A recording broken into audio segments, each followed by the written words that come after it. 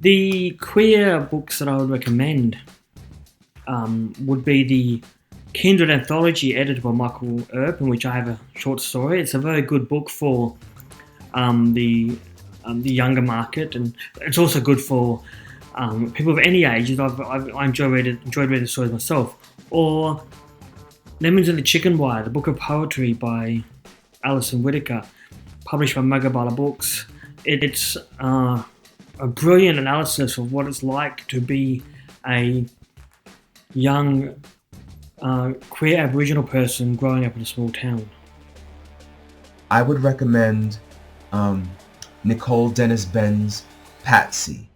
She's writing about blackness, lesbianism, queerness under the gaze of both the American and Jamaican lenses, and it adds some texture and complexity and nuance to the discussions of Jamaicans and their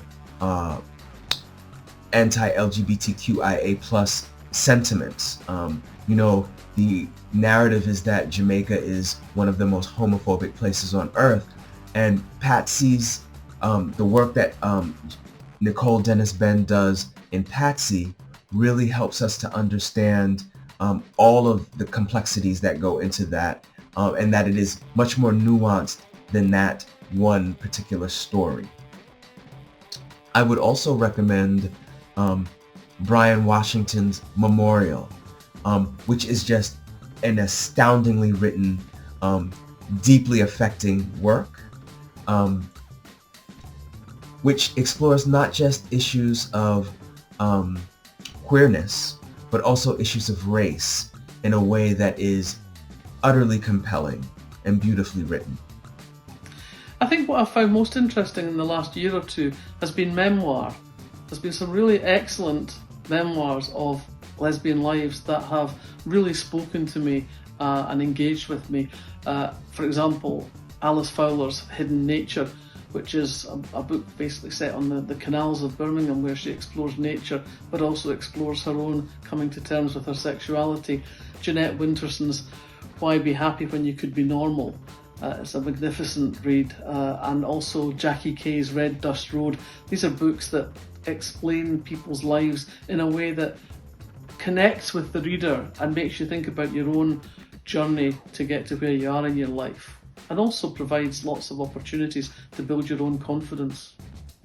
Making recommendations for what you should read is always a bit hard because tastes vary so much, but three novels that have really stuck under my skin since reading them recently. Paul Mendes' Rainbow Milk. This is an amazing debut novel by a young black writer from England's Black Country, so the industrial Midlands.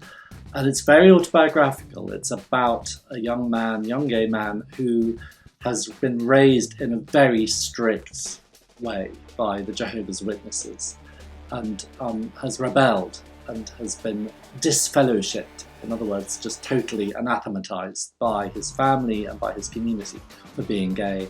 And it's how he escapes to London and gradually discovers himself. But it's a very rough journey, but a really novel and original bit of storytelling, and he's one to watch. Another extraordinary debut was by the actress Sophie Ward, Love and Other Thought Experiments. This is one of the most inventive novels I think I read in the last 2 years. It, on the face of it, is a series, almost like a series of interlinked short stories, and you gradually realise that each chapter is illustrating another take on life, another philosophy, another way of looking at things.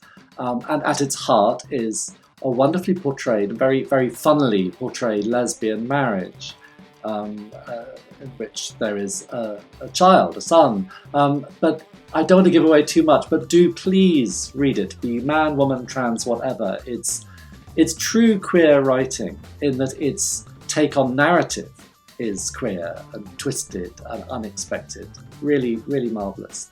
And finally, an Australian novel by a writer I'm ashamed to say I've only just discovered, Claire Thomas, The Performance. I read this recently and it blew me away. on the face of it, it's quite experimental in that the whole novel takes place in the course of a performance of Samuel Beckett's Happy Days. And through that performance, we go in and out of the heads of 3 different women in the audience at very different stages of their lives.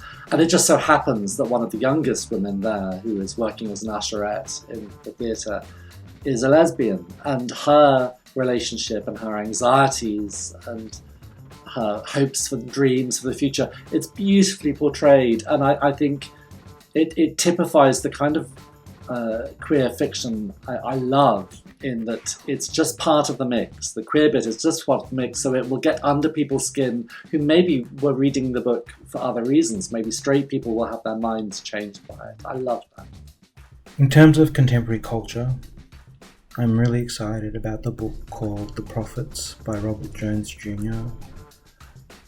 He seems to be an amalgam of James Baldwin and Toni Morrison, and I can't imagine anything more perfect for the culture right now. Plus, the writing is absolutely beautiful, really excellent. He has the heart of a poet, but he thinks in terms of a novelist, and it's one of the most exciting books out at the moment.